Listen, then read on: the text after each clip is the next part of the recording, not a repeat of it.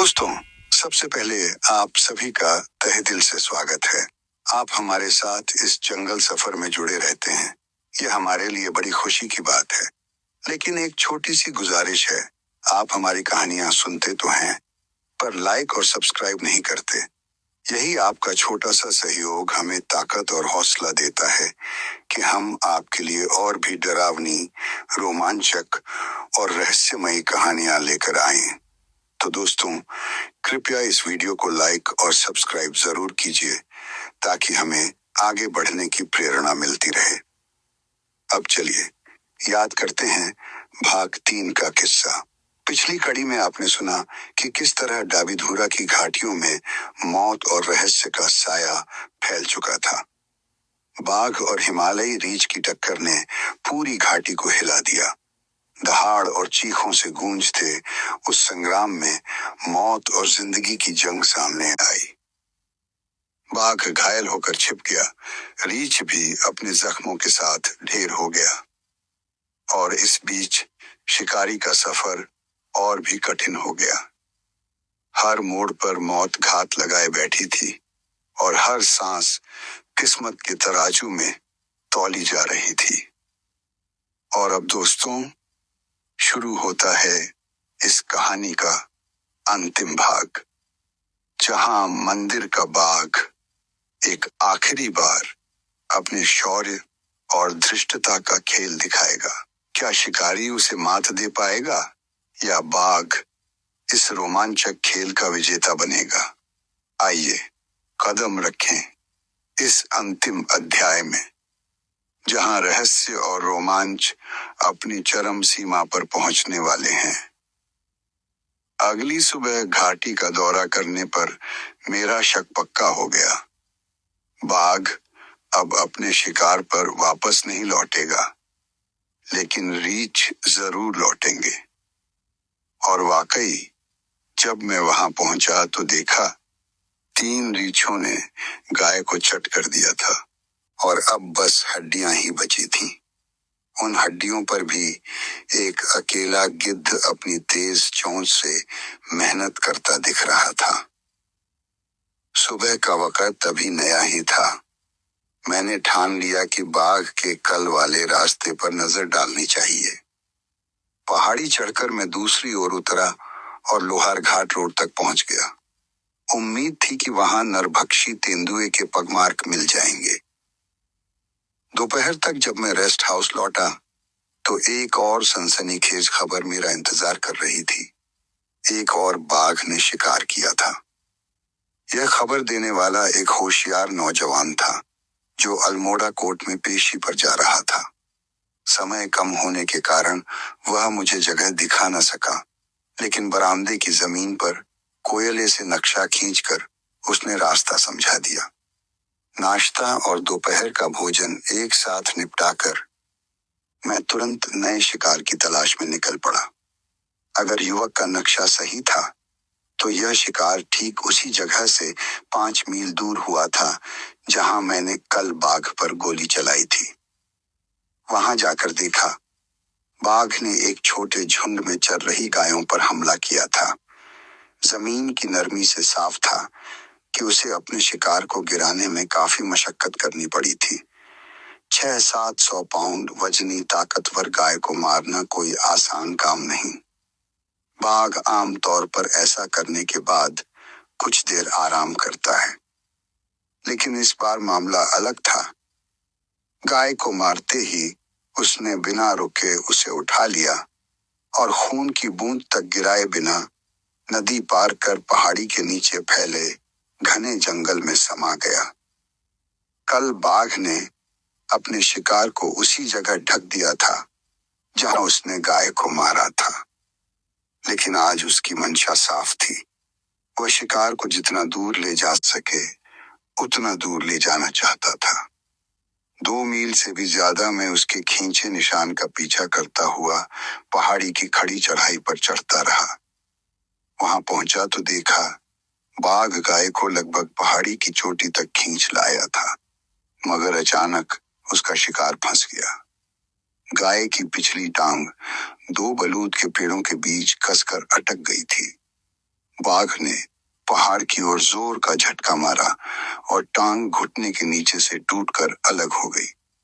उस टांग को वहीं छोड़कर बाघ अपना शिकार लेकर आगे बढ़ गया। जहां वह पहुंचा वहां चोटी पर बलूत की घनी टहनियां थीं, पर झाड़ियां या कोई और आड़ नहीं। उसी खुले मैदान में बाघ ने गाय को छोड़ दिया, बिना ढके, बिना छुपाए। मैं धीमे धीमे उस निशान का पीछा कर रहा था, सिर्फ राइफल और कुछ कारतूस लेकर। मगर जब तक चोटी पर पहुंचा, मेरी कमीज पसीने से तर हो चुकी थी और गला सूख गया था। मुझे अंदाजा हो गया, बाघ भी उतनी ही प्यासा होगा और पानी की तलाश में होगा। मेरी भी प्यास बढ़ रही थी, तो मैंने सोचा, पास ही पानी ढूंढा जाए। दाएं ओर आधा मील दूर वही नाला था जहां मैंने रीछ को मारा था, मगर बाईं ओर एक और नाला और नजदीक था। मैंने पहले उसी की ओर जाने का निश्चय किया। करीब 1 मील उस नाले में नीचे उतरने के बाद मैं उस जगह पहुंचा जहां दोनों ओर की ढलान बेहद खड़ी और पथरीली हो गई थी। तभी एक बड़े पत्थर के मोड़ पर नजर पड़ी और सामने मात्र 20 गज की दूरी पर बाघ लेटा हुआ था। वहां एक छोटा तालाब था। तालाब और दाहिनी ढलान के बीच रेत की पतली पट्टी पर बाघ पसरा पड़ा था। नाला यहाँ अचानक दाएं मुड़ता था और बाघ का आधा शरीर मोड़ के इस ओर और आधा दूसरी ओर छिपा था। वह अपने बाएं पहलू पर लेटा था। पूंछ और पिछली टांगें मेरी तरफ थीं और पीठ पानी की ओर। मेरे और उस सोए हुए शेर के बीच सूखी शाखाओं का ढेर पड़ा था, जिसे कभी भैंसों को खिलाने के लिए काटा गया होगा। उस ढेर को बिना आवाज किए पार करना असंभव था और नाले की खड़ी ढलानों पर चढ़ने से पत्थर गिरते और शोर मचता। अब बस एक ही रास्ता बचा था, वहीं बैठकर इंतजार करना कि बाघ खुद उठे और मुझे मौका दे। उस जोरदार कष्ट और एक ठंडे घूंट की तसल्ली के बाद बाघ गहरी नींद में जा पड़ गया। आधे घंटे तक एक भी हलचल न हुई। फिर उसने अपने दाहिने बाजू पर करवट ली और उसकी कुछ और टांगें नजर आने लगीं। कुछ क्षण वहीं लेटा रहा, फिर उठ खड़ा हुआ और मुड़कर नाले के उस मोड़ के पीछे लिपट गया। विवशता में उंगली ट्रिगर पर टिकाए मैंने उसकी वापसी की प्रतीक्षा की, क्योंकि उसकी दावत पहाड़ी के ऊपर मेरी पीठ के पीछे ही थी। पलों के बाद दूर से काकर का पागल सा भौंकना आया। फिर कुछ देर बाद सांभर की घंटी की सुनसान गूंज संकेत था कि बाघ निकल पड़ा था। क्यों गया यह मैं न जान सका। उसने तो अपने पूरे कर्तव्य के मुताबिक मेहनत भी कर ली थी, पर कोई बात नहीं, वह फिर लौट आएगा। और मैं वहीं खड़ा अपनी जगह पर उसे पकड़ने को तैयार था। तालाब का पानी बर्फ जैसा ताजा था। प्यास बुझाकर मैंने आखिरकार लंबा सा धुआं खींचा। कुछ पल की राहत। सूरज ढलने लगा। मैं एक बलूत के पेड़ पर बैठकर खुद को आराम दे बैठा। शिकार से 10 गज पूरब और ठीक दाहिने। बाघ पश्चिम से चढ़कर आएगा, यह तय था। शिकार हमारे बीच बिल्कुल सीधे न हो, यही अच्छा था। बाघों की आंखें तेज होती हैं। पेड़ की डाल से मैं पूरी घाटी और आगे की पहाड़ियों तक साफ देख पा रहा था। सूरज लाल गोले की तरह जमीन के किनारे टिक गया और दुनिया लालिमा में डूबने लगी। नीचे एक सांभर फिर से घंटी मारकर बोला। बाघ चल पड़ा था। अब समय था वो अपनी दावत पर लौटे और मैं उसे निशाना बनाऊं। लालिमा ढलने लगी। श्वेत चांद की रोशनी और हिमालय के नखारदार तारों ने खासा उजाला दे दिया था। शिकार सफेद दिख रहा था। यदि बाघ अब आकर पीछे के हिस्से से खाना शुरू कर देता तो मैं उसे नहीं देख पाता, और शिकार पर निशाना रखकर राइफल उठाई और जैसे ही शिकार दृश्य से गायब होता ट्रिगर दबाने की स्थिति बन जाती। आधी आधी संभावना से शॉट था, मगर यह कोई आदमखोर नहीं था जिसे किसी हाल में मार फेंकना उचित हो। यह एक मंदिर वाला बाघ था, इंसानों को कभी नहीं छेड़ा। हाँ, उसने 4 दिन में 4 मवेशी मार दिए थे, पर उसने जंगल के अनकहे नियमों का उल्लंघन नहीं किया। रात में अनिश्चित गोली चलाकर उसे घायल करना और घंटों तक उस पीड़ा को जीने के लिए छोड़ देना, या अगर वह ठीक न हुआ तो वह आदमखोर बन सकता था, यह किसी भी परिस्थितियों में सही नहीं था। पूरब से हल्की रोशनी उतर रही थी। पेड़ों के तनों की धुंधली परछाइयां जमीन पर फैलने लगी और तभी चांद निकल आया। उसकी चांदी सी रोशनी ने जंगल के खुले हिस्सों को नहा दिया, और ठीक उसी वक्त बाघ आया। मैंने उसे देखा नहीं था, लेकिन उसकी मौजूदगी को महसूस किया। हवा तक उसकी आहट से भर उठी थी। क्या वो शिकार के उस पार झुका हुआ बैठा था, सिर्फ आंखें और सिर की चोटी उठाए मुझे देख रहा था? नहीं, ऐसा संभव नहीं था। मैं तो पेड़ का हिस्सा बन चुका था, और बाघ बिना वजह हर पेड़ को नहीं टटोलता। लेकिन फिर भी वो यहीं था, और वो मुझे देख रहा था। अब चांदनी इतनी थी कि साफ दिखाई देने लगा। मैंने सावधानी से सामने की जमीन पर निगाह डाली और फिर गर्दन मोड़कर दाहिनी ओर देखा, और वहीं था बाघ, चांदनी के टुकड़े पर पिछले पंजों पर बैठा, शिकार की तरफ मुंह किए, मगर सिर उठाकर मेरी ओर देख रहा था। मेरी नजर से नजर मिलते ही उसके कान दब गए। जब मैंने कोई हरकत न की तो धीरे धीरे कान फिर खड़े हो गए, मानो वो कह रहा हो, तो अब तूने मुझे देख लिया, बता करेगा क्या? मेरे पास कुछ करने को बहुत कम था।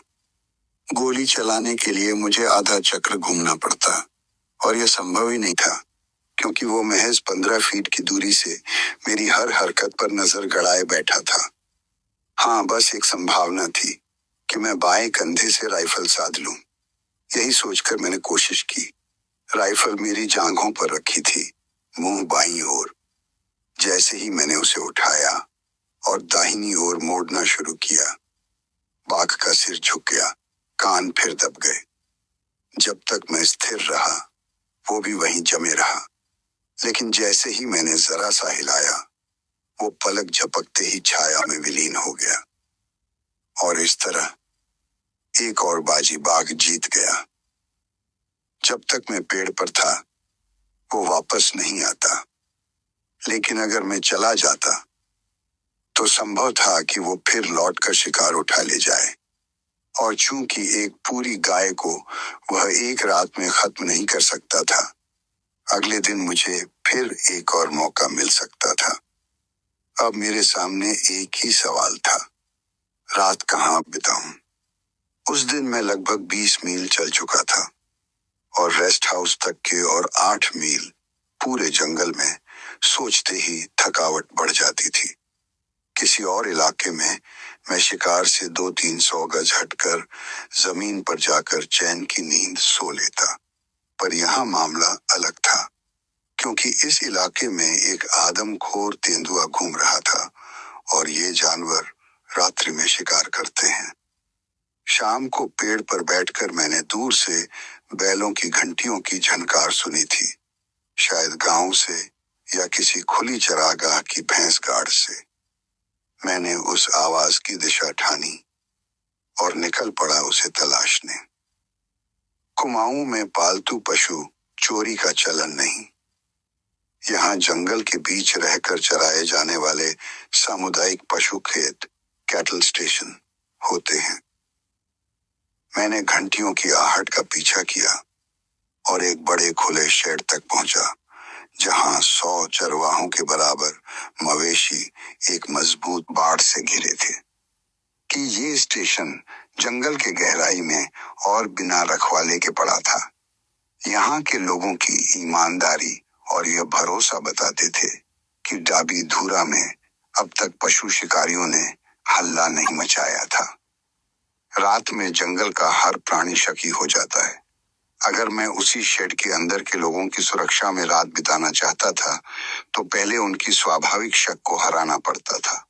मैं बचपन से पशुओं के साथ बड़ा हुआ हूँ, उनकी भाषा समझता हूँ। धीरे धीरे चलते हुए और मवेशियों से बातें करते हुए मैं बाड़ के पास पहुंचा। वहां पहुंचकर मैं पीछे हटकर बाड़ से टिका बैठ गया और सिगरेट जलाई। पास खड़ी कुछ गायों में से एक आगे आई, अपना सिर बाड़ से निकालकर मेरे सर की पीठ पर रगड़ने लगी। दोस्ताना इशारा, पर ठंडे पहाड़ी मौसम में गीली भी। सिगरेट खत्म कर मैंने अपनी राइफल खाली की, उसे भूसा से ढक दिया और फिर बाड़ में चढ़कर शेड के अंदर दाखिल हो गया। रात आगे थी और मैं जहां भी ठहरा उस रात की खामोशी में किसी भी सरगर्मी की आहट खतरनाक हो सकती थी।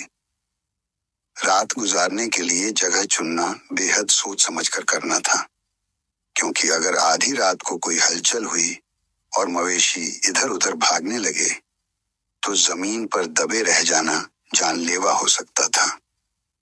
शेड के बीचों बीच छत को थामे खंभे के पास, जहां जरूरत पड़ने पर चढ़ा भी जा सकता था, दो सोती हुई गायों के बीच एक खाली जगह मिली। सावधानी से लेटे हुए मवेशियों को पार करता, खड़े हुए जानवरों के सिर एक ओर हटाता, मैं उस जगह पहुंचा और दोनों गायों के बीच लेट गया। रात भर कोई हलचल नहीं हुई। मुझे खंभे पर चढ़ने की नौबत नहीं आई। गायों के गर्म शरीरों की गर्मी ने पहाड़ी ठंड से बचाए रखा और उनकी सेहतमंद देह की मीठी गंध ने मुझे ऐसी गहरी नींद में सुला दिया मानो मैं पूरी दुनिया से शांति कर चुका हूं, चाहे वो बाघ हों या आदमखोर तेंदुए। सुबह सूरज बस उग ही रहा था जब मैंने आवाजें सुनी।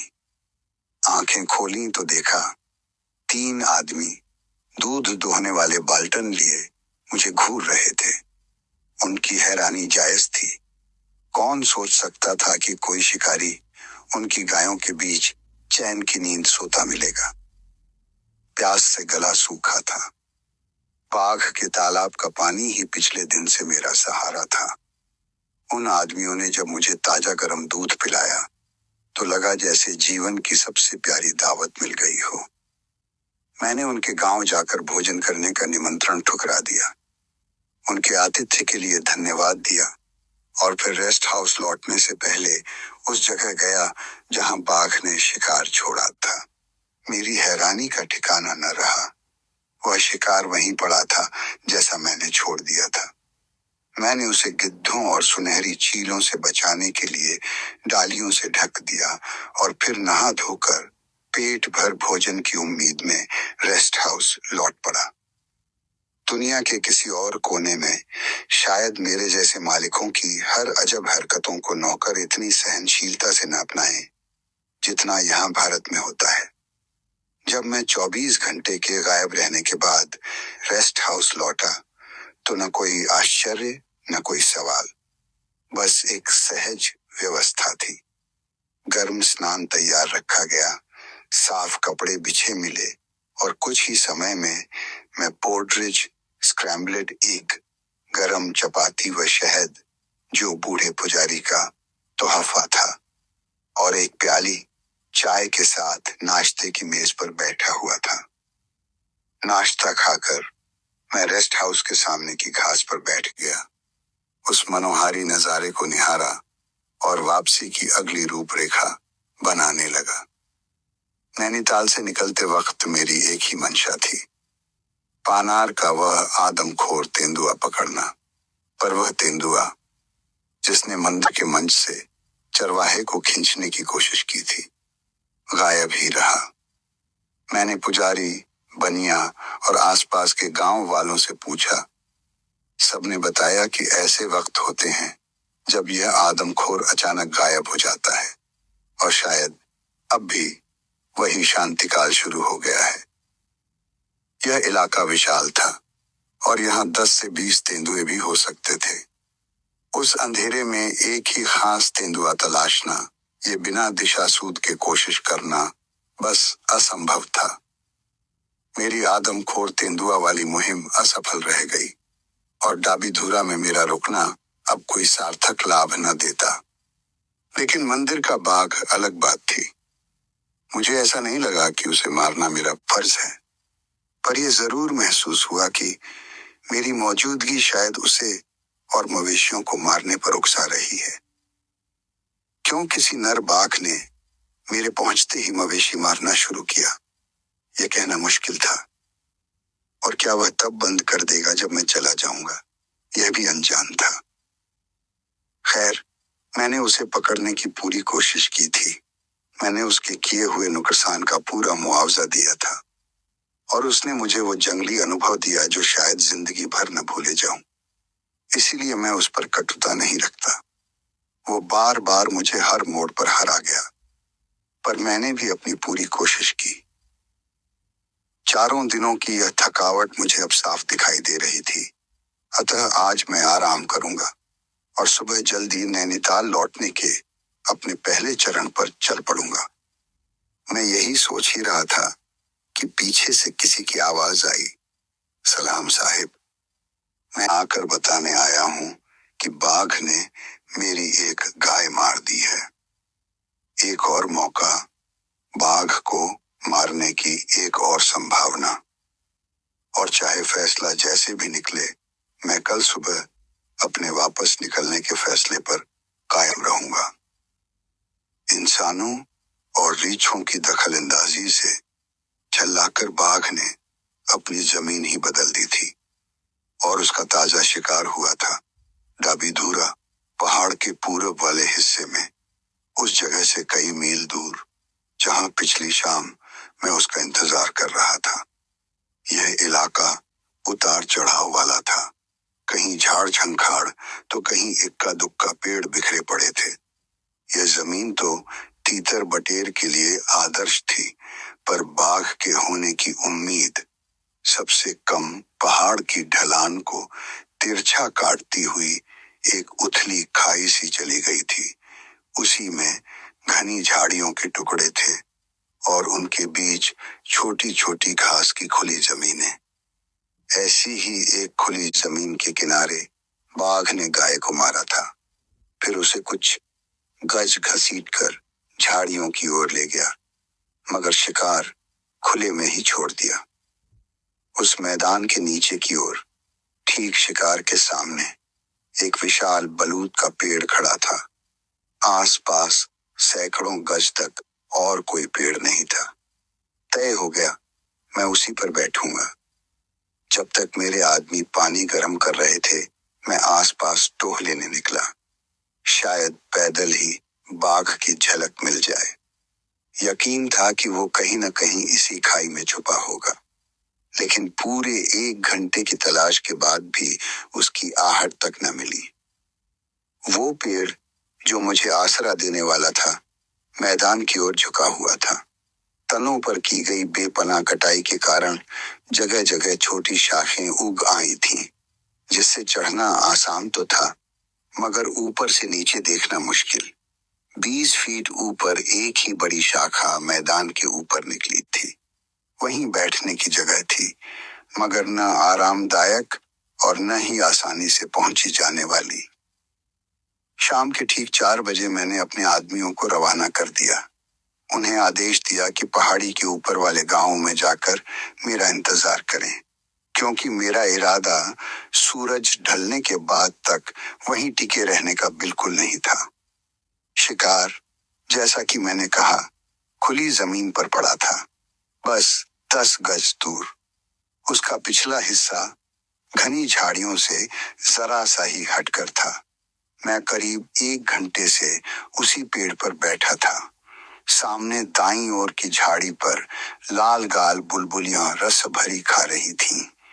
तभी नजर शिकार की ओर गई और वहां झाड़ियों के पीछे से बाघ का सिर झांक रहा था।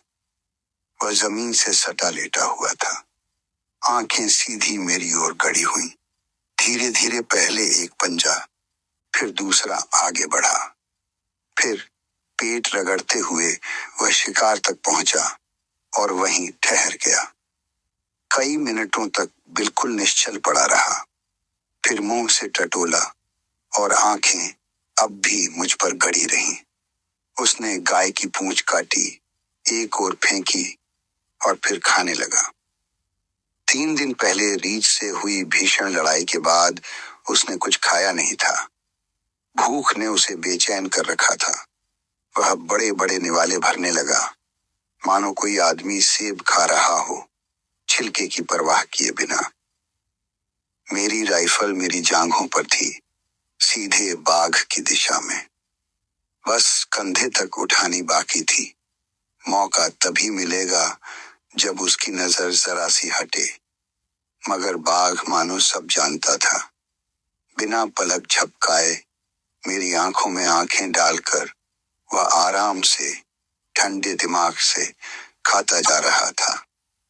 15-20 पाउंड मांस साफ करने के बाद जब बुलबुलियां उड़ चलीं और उनकी जगह 2 काली गले वाली जेज चिड़ियां आकर जोर जोर से शोर मचाने लगीं, मैंने सोचा यही सही वक्त है।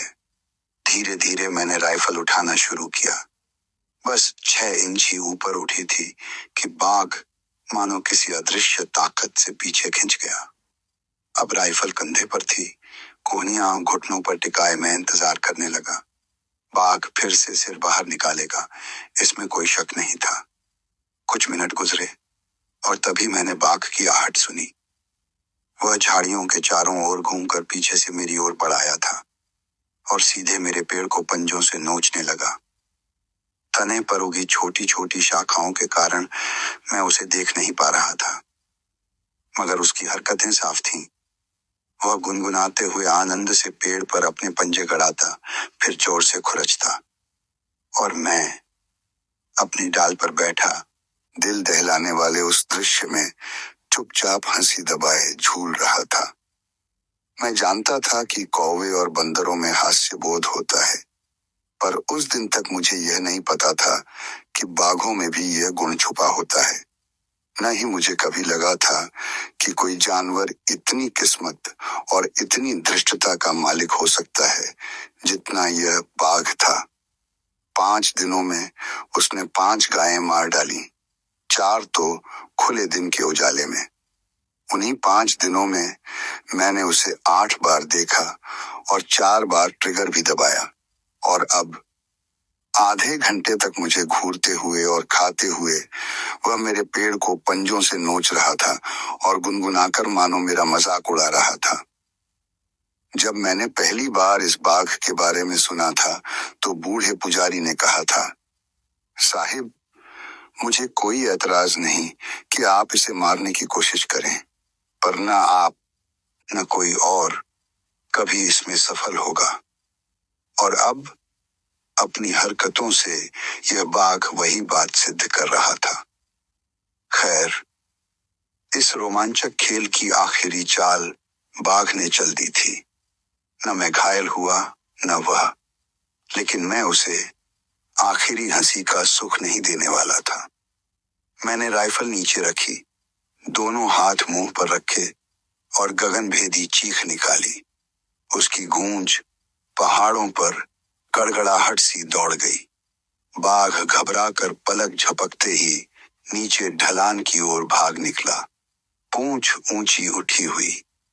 गांव से दौड़े आए मेरे आदमी बोले, हमने बाघ को भागते देखा साहिब, और देखिए उसने आपके पेड़ का क्या हाल कर डाला। अगली सुबह मैंने डाबी धुरा के अपने सभी दोस्तों से विदाई ली और वादा किया कि जब भी आदमखोर फिर सक्रिय होगा मैं लौटूंगा। मैं बाद के वर्षों में कई बार डाबी धुरा लौटा, आदमखोरों की तलाश में, पर कभी किसी से नहीं सुना कि मंदिर का बाघ मारा गया हो। तो मेरी आशा यही है कि यह बूढ़ा योद्धा एक बूढ़े सिपाही की तरह बस वक्त के साथ धीरे धीरे धुंधला पड़ गया और इतिहास की धुंध में विलीन हो गया। दोस्तों, इस तरह मंदिर के बाघ की यह कहानी अपने अंतिम मोड़ पर पहुंचती है। एक ऐसा बाघ जिसने इंसान और जंगल दोनों को अपनी दहाड़ से चौंकाए रखा। 5 दिन, 5 शिकार और शिकारी के साथ चालाकी और चुनौती का अद्भुत खेल।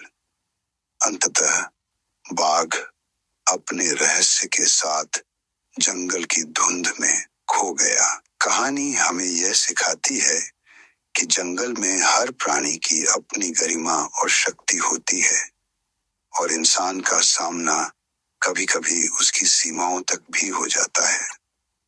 दोस्तों, उम्मीद है यह पूरी श्रृंखला आपको उतनी ही रोमांचक और रोमांचकारी लगी होगी जितनी हमें इसे आप तक पहुंचाने में लगी। हम जल्द ही एक और नई और थ्रिलिंग कहानी लेकर लौटेंगे।